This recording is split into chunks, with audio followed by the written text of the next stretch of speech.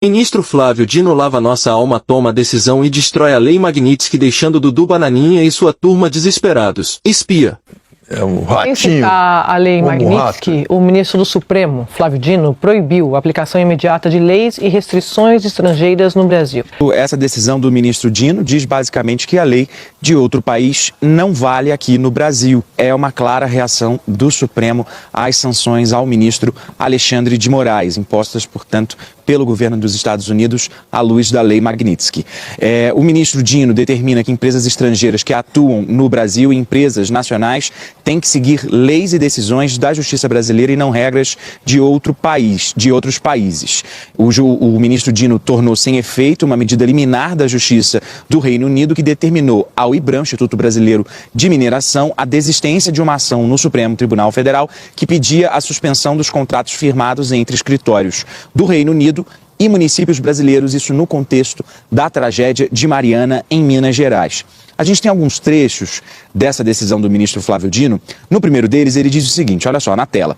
Leis estrangeiras, atos administrativos, ordens executivas e diplomas similares não produzem efeitos em relação a pessoas naturais por atos em território brasileiro, relações jurídicas aqui celebradas, bens aqui situados, depositados, guardados, empresas que aqui atuem. Entendimento diverso depende de previsão expressa em normas integrantes do direito interno do Brasil e ou da decisão da autoridade judiciária brasileira competente.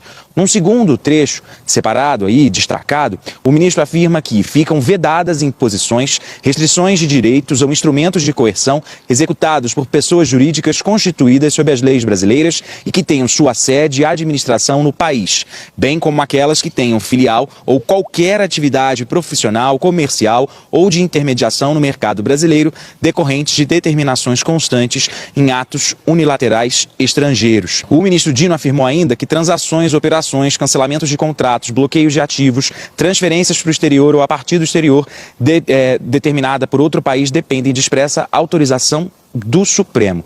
O ministro afirma na decisão que o objetivo é afastar graves e atuais ameaças à segurança jurídica em território pátrio. Essa decisão do ministro Dino não precisava nem citar a Lei Magnitsky, o recado está claro. O ministro está fazendo um gesto, ele não cita a lei, mas é sobre, como o Eric acabou de explicar, a soberania nacional em meio a todo esse processo que a gente está acompanhando, envolvendo também as vésperas aí do julgamento no Supremo. O ministro Flávio Dino deixando muito claro que lei no Brasil se cumpre lei brasileira.